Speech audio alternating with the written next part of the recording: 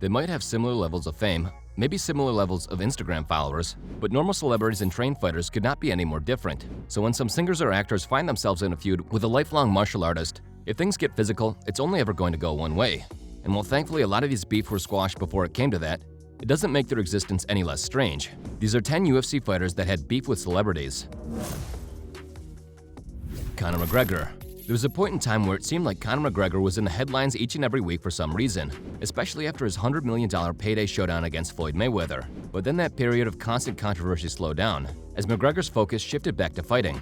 However, in 2021, he was up to his old tricks once again when he found himself in a very public altercation with the rapper Machine Gun Kelly. Seriously, it was a very strange news story to read at the time, but according to onlookers, the pair exchanged words on the red carpet at the MTV Awards before Conor then seemingly lunged at the musician, missing with a punch before security intervened. Not much else is known about why things kicked off, but the pair played the incident down in interviews that followed. No charges were pressed by Kelly, but as you would expect, the media had an absolute field day with the story, which on second thought might have been McGregor's intention all along. As two of the most recognizable faces in today's pop culture, this was truly a crazy turn of events, but we all know who would have won had it gotten out of hand. Nate Diaz. Okay, this next one was definitely blown out of proportion by the media, but the short-lived beef between UFC lightweight and welterweight superstar Nate Diaz and one of the world's most influential pop singers Justin Bieber was truly a head-scratcher. It originally kicked off when Bieber took aim at Diaz after he submitted Conor McGregor in the second round of their UFC 196 matchup, calling Conor the superior fighter even if he did lose the contest. Diaz, who wasn't too bothered either way by the comments, shared a meme that someone posted to him that showed him slapping a caricature of Bieber. Naturally, the media ate it up and created a beef that didn't really actually matter to either party. And when Nate was asked about it during an appearance on Conan, he played it off as nothing too significant. But prior to that, the general public actually believed that Nate had it out for the pop star. According to Diaz, the two were in the same nightclub shortly after, and the mood in the club seemed to suggest that people were waiting for a fight to break out. Thankfully it didn't, and overall, it seems though the Stockton legend is pretty cool with Justin, all things considered. He put his opinion out, and I heard about it, and I was like, whatever. But then someone posted on social media a picture of you slapping him. Of me slapping Yeah, him. take a look at this. But yeah, I saw that, and that was really funny to me, so I posted the picture. Yeah. And it went viral. Everybody saw it. Everybody was all about it. And then it was crazy, because I was out here in L.A., and I went to a club, and like 4 days later, and then everybody's coming up to me in the club, like, hey, Justin Bieber's over there. He's over there in the corner. Like, and people were coming up to me like, hey, what's up? You know, Justin's here. And I'm like there was this big fight supposed to go down with me and Justin. Yeah. I was like, man. Yeah, I wonder how that fight would have gone. Colby Covington.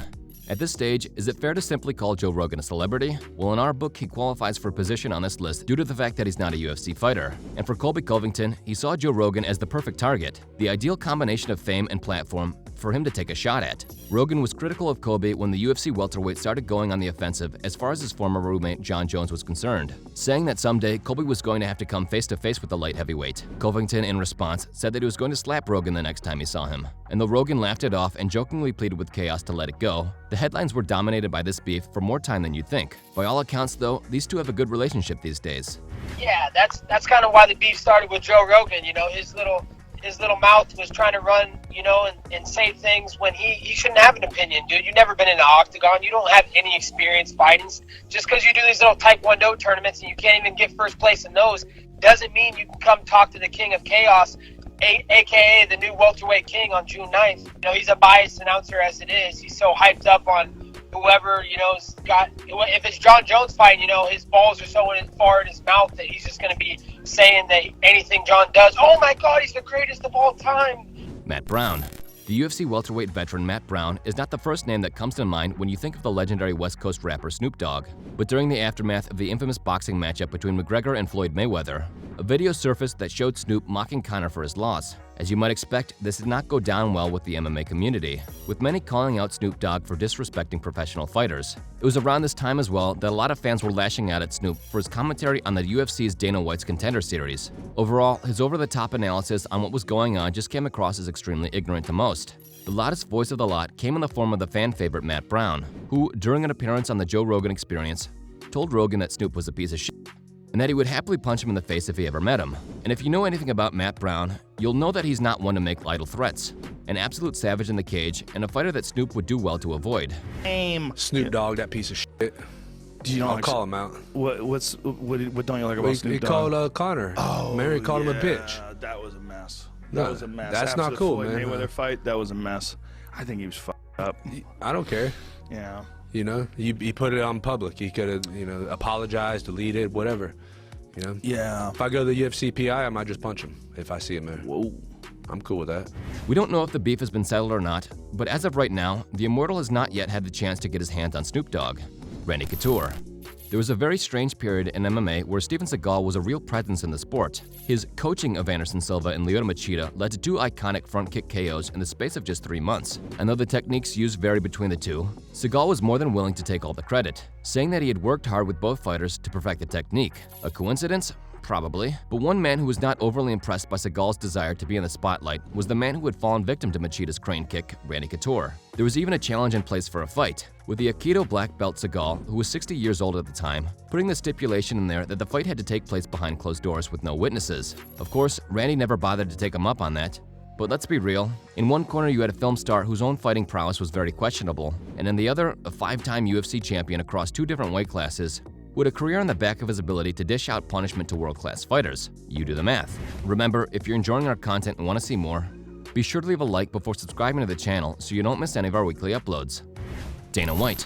Okay, sure, Dana White is not a UFC fighter, but we really couldn't make this list without getting into the time that the UFC president made his distaste for Justin Timberlake very, very clear. Yes, you read that correctly. White, as it happens, was left pretty sour about the legendary pop vocalist when they briefly met at the Nickelodeon Awards in 2013. Dana, who was there alongside his wife and kids, was hoping that he could get a moment of Timberlake's time so his kids could meet the global superstar. However, according to Dana, Justin refused in a manner that he deemed to be rude. So instead of taking his anger and complaining about JT to his friends and his coworkers, Dana did the most Dana thing imaginable and brought it up during a feature he was doing with Sports Illustrated, elevating the beef to a global audience. White told SI that he was not a fan of Timberlake's and that his only 2 seconds to say hello, and his actions truly did not reflect well on him. However, this beef was pretty much resolved when Justin rang Dana privately to apologize and explain the situation.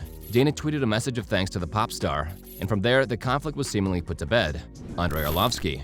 A UFC heavyweight champion and a real-life gladiator? Who wouldn't want to see that? Well, Andrei Arlovski supposedly tried to meet the legendary actor Russell Crowe at an event one time, telling him he was a huge fan of his, only to be pushed away by a member of his security. If only that dude knew just who he had been pushing. But according to the former heavyweight champ, the pair nearly got into a fight because of it, although the situation was quickly resolved. However, in Arlovski's own words, he is no longer a fan of Russell Crowe, and if we had to guess, it looks like this hulking heavyweight was genuinely disappointed by the whole thing. Don't meet your heroes, I guess. Cody Garbrandt.